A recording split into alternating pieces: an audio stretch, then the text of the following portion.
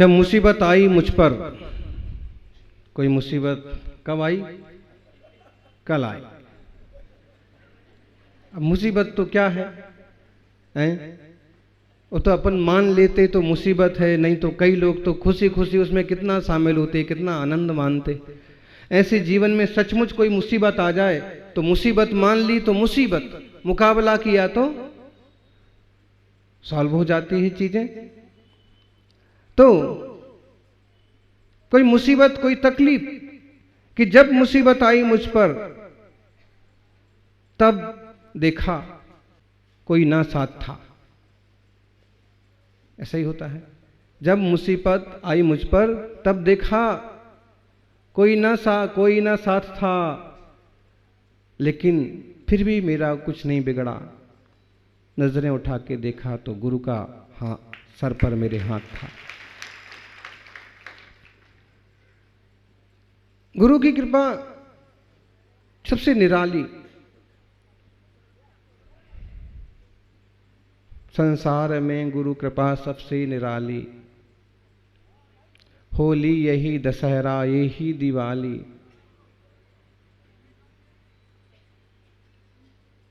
जो शिष्य है वह सदैव ऋणी रहेगा।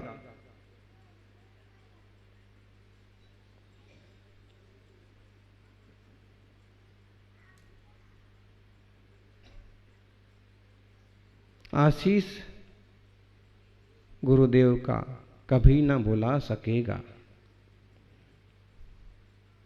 आचार्य महावीर कीर्ति जी महाराज का आज युवा संघ के सदस्य उपस्थित हैं, समाज के वरिष्ठ जन उपस्थित हैं। हम तो चाहते थे कि जैसा कल हुआ वो कल की बजाय आज होना चाहिए था।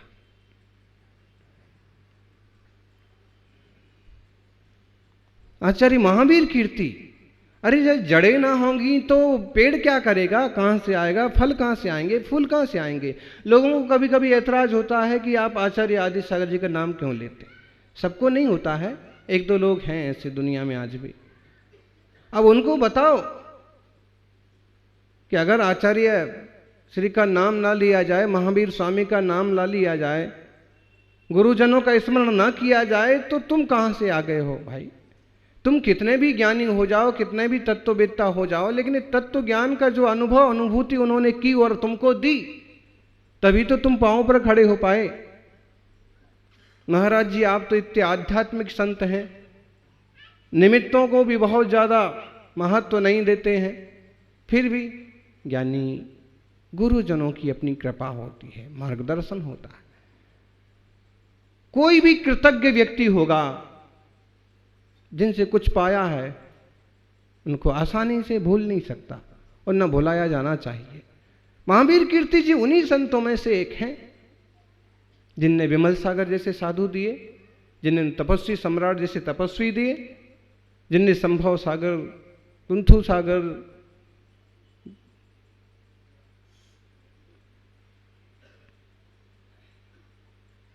नेमी सागर, पार्श्व सागर जैसे साधक दिए। तो आज उनका आचार्य पद दिवस का प्रसंग है। सौभाग्यशाली हैं अपन सभी कि उनका अपनी तो निष्प्रहता है। आज देखा जाए तो उनका हीरक आचार्य पदारोहण समापन वर्ष का आखिरी दिन है, लेकिन अपने को पता ही नहीं रहता है ना कि नहीं और के गुरु होते तो पूरा वर्ष भर मनाया जा रहा होता। अपने को अपनी जन्म जयंती याद रहती है।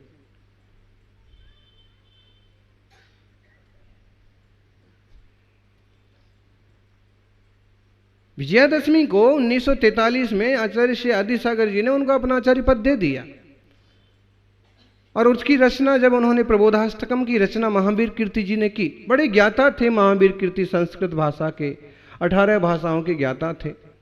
लोग तो आजकल भाषाओं को लेकर बड़ा उपद्रव कर रहे, दक्षिण भारत के लोगों को कुछ नहीं सूझता है तो भाषाओं को लेकर के ही उपद्रव करने लगते।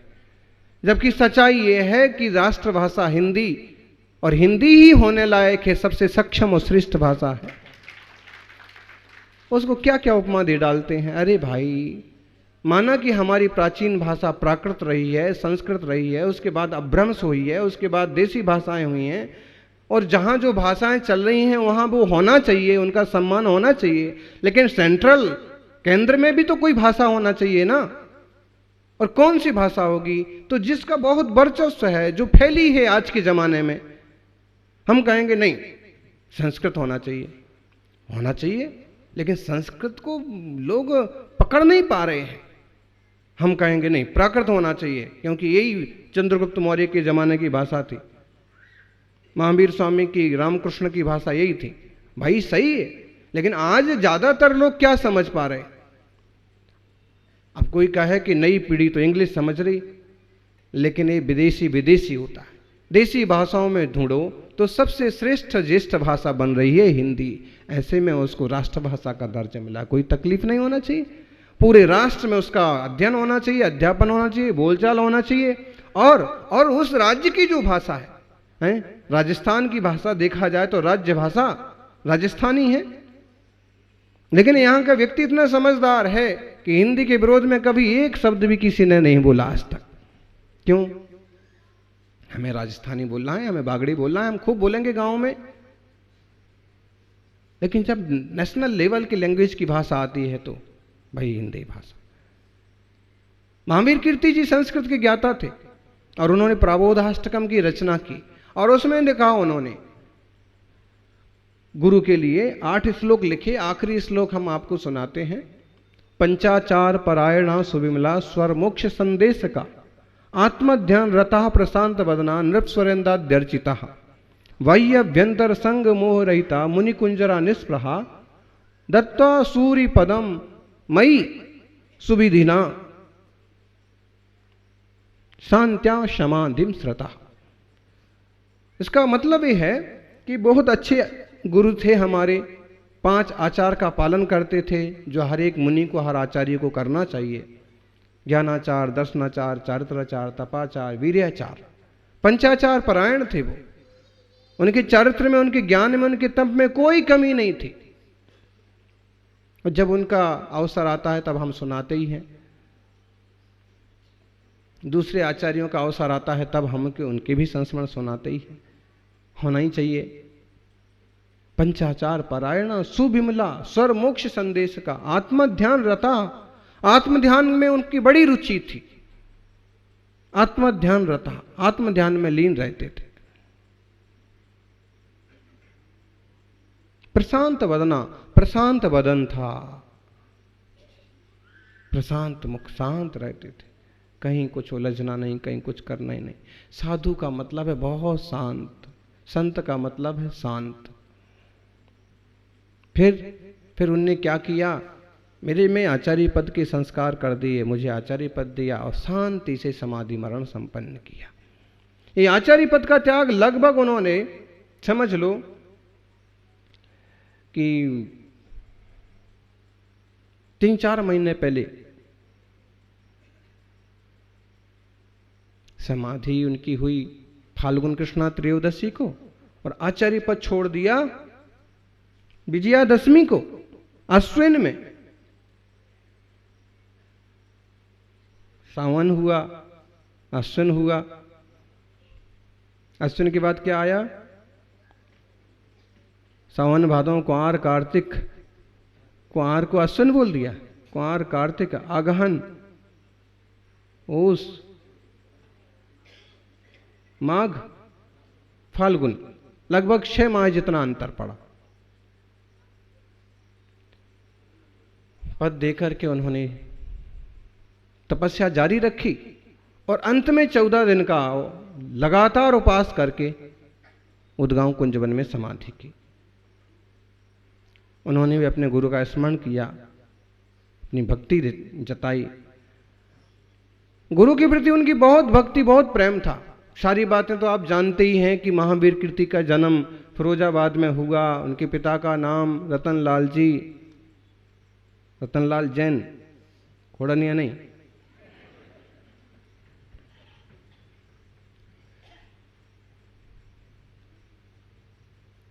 फिरोजाबाद में वो भी अच्छे एक रियासत के खजानदार टाइप के परिवार के, मोदी परिवार, वहाँ खजानदार को मोदी बोला करते थे, उस परिवार के। और फिर उनकी माँ का नाम बूंदा देवी,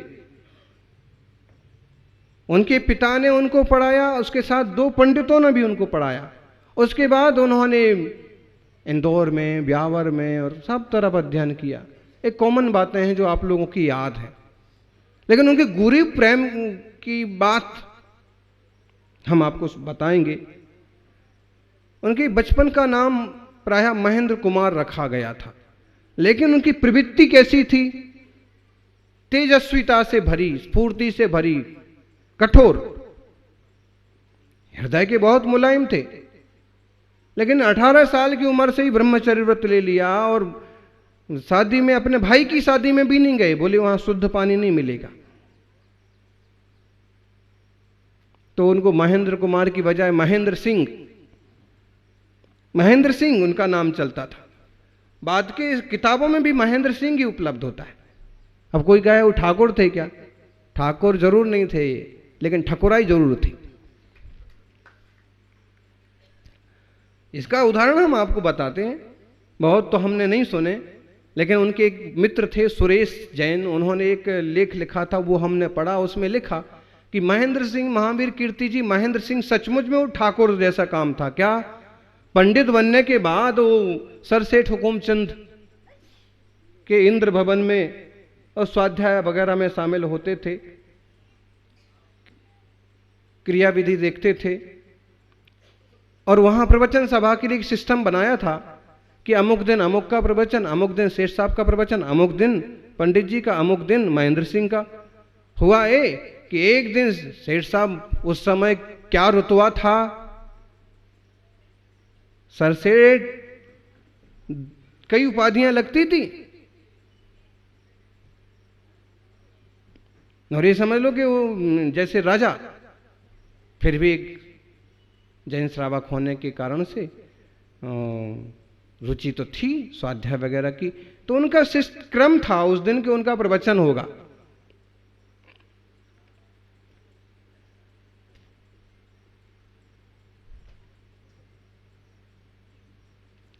आधा घंटा हो गया, नहीं पहुंचे। 35 मिनट हो गए, नहीं पहुंचे। आपस में खूब बात होने लगी कि टाइम तो स्वाध्याय का निकल जाएगा, कोई तो करो, कोई तो करो। किसी की हिम्मत कहाँ, और जब गादी पर उनका नंबर है तो कोई दूसरा कैसे बैठे।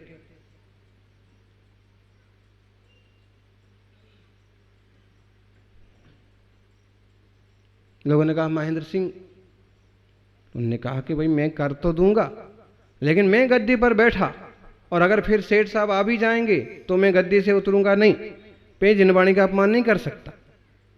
या तो मेरे को बैठाओ मत, बैठने के बाद लोगों ने कहा कि भाई लेकिन स्वाध्याय तो होना चाहिए, आप बैठो। तो बैठ गए, स्वाध्याय चालू हो गया। 10 मिनट भी नहीं बीत पाए कि सेठ साहब तो, उनका पहनावा भी राजा जैसा रहा करता था, पधार गए। कई लोग खड़े हो गए, कई लोग अगवानी करने लगे। महेंद्र सिंह तो जिनवाणी के आसन पर बैठा हूं। जिनवाणी से बड़ा कोई सेठ नहीं होता, भगवान की वाणी से बड़ा कोई साहूकार नहीं होता, कोई राजा नहीं होता। ऐसा मन में धार के बैठे ही रहे। लोगों ने इशारा भी किया कि नीचे आ जाओ, उनको ऊपर बैठने दो, स्वाध्याय खत्म होगा तब नीचे आएंगे।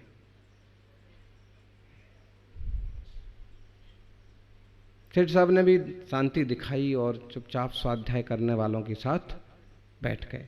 स्वाध्याय हुआ, अच्छे से जिनवाणी शुद्धि हो गई, सब अपने अपने चले भी गए। लेकिन मन में एक खटास पैदा हो जाती है। फिर ऐसा और कोई एक आध कारण बना होगा कि फिर शायद उसके बाद महेंद्र सिंह ने इंदौर छोड़ दिया।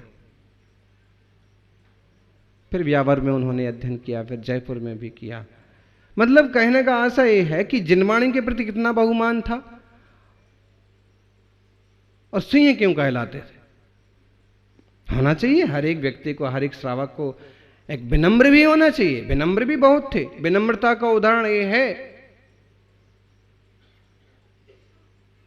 कि जब अंकलीकर जी के पास पहुंचे, दीक्षा दे दो, तो उन्होंने कहा कि भाई तुम तो युवा हो, उत्तर भारत के हो और तुम पंडित हो, मैं तो थोड़ा सा पढ़ा हूं, घरेलू स्वाध्याय किया हूं, मैं कोई पंडित नहीं हूं और मेरी भाषा अलग है, तुम्हारी भाषा अलग है। विनम्रता इतनी कि हाथ जोड़ के कहा कि आप मेरे गुरु हैं का मतलब है आप जो आज्ञा देंगे मैं उससे एक रत्ती इधर उधर नहीं करूंगा। ज्ञान भी उतना, स्वाभिमान भी उतना, तो विनम्रता भी उतनी। गुरुदेव भाषा का कोई अंतर नहीं पड़ेगा, जो आपकी भाषा वो मेरी भाषा। देख लो, लोग आएंगे तुम्हें समझाएंगे कि तुम युवा हो, जाओ प्रभाव ना करो। तो होता है कोई समझदार लोग हों समाज के तो ऐसी चीजें संभाल लेते हैं, वरना ऐसे भी एक दो लोग मिलते हैं कि महाराज आपका प्रवचन तो बहुत बढ़िया है, आप तो अलग से जाओगे ना तो इससे बड़ा मंडप लग जाएगा, आप तो अलग से जाओगे ना तो इससे बड़ा फ्लेक्स छपेगा आपका। और भोले भोले कोई साधु बातों में आते हैं, फिर ना इधर के रहते हैं ना उधर के रहते हैं। गुरु से डोर बंधी रहे तो पतंग कहां से कहां पहुंच जाए। ये तो गुरु समझते हैं कि कब जरूरी है कि हम प्रभावना को भेजें, कब जरूरी है कि इनका मंडप लगे, फ्लैक्स छपे। उनने भी यही कहा कि तुम उत्तर भारत के हो, तुम्हें कोई भी कल समझाने को आ जाएगा कि तुम युवा हो, सक्षम हो, ज्ञानी हो, यहाँ क्या कर रहे हो। उन्होंने कहा उसकी भी आप फिक्र मत करिए, मैंने तो देख लिया है कि इतनी कठिन साधना, इतना निर्मल जीवन, इतना शांत जीवन, जंगल जंगल साधना करते हैं आप, मुझे साधना करना है, मुझे अपने को निखारना है, मुझे दीक्षा दीजिए। और उनकी दीक्षा संपन्न हुई, महावीर कीर्ति जी की दीक्षा। भाषा के संबंध में सेठवाल में चतुर्मास चल रहा था, तो कर्नाटक भी है और पास में फिर महाराष्ट्र के लोग भी आते हैं। वो हिंदी भाषी थे तो कुछ शिष्य हिंदी भाषी थे और पंडित वगैरह आते थे। और तो इस टाइप से जो व्यक्ति जैसे बोल रहा था वो उसको उस भाषा में उत्तर दे रहे थे। कोई पढ़ा लिखा व्यक्ति इंग्लिश में बोलता था तो इंग्लिश में जवाब दे रहे थे। तो सोनदत्ती के एक पंडित थे इरप्पा शास्त्री, तो बैठे बैठे ये सब देख रहे थे, सुन रहे थे, तो दिमाग में बड़ा उथल पुथल चल रहा था कि इधर ये प्रवचन कर रहे हैं तो आम जनता की भाषा में कन्नड़ में बोल रहे हैं, और महाराष्ट्र से आए हुए व्यक्ति को ये महाराष्ट्री में जवाब दे रहे हैं, हिंदी में बोल रहे हैं और इंग्लिश में बोल रहे हैं। प्रवचन सभा और शास्त्र सभा समाप्त हो गई।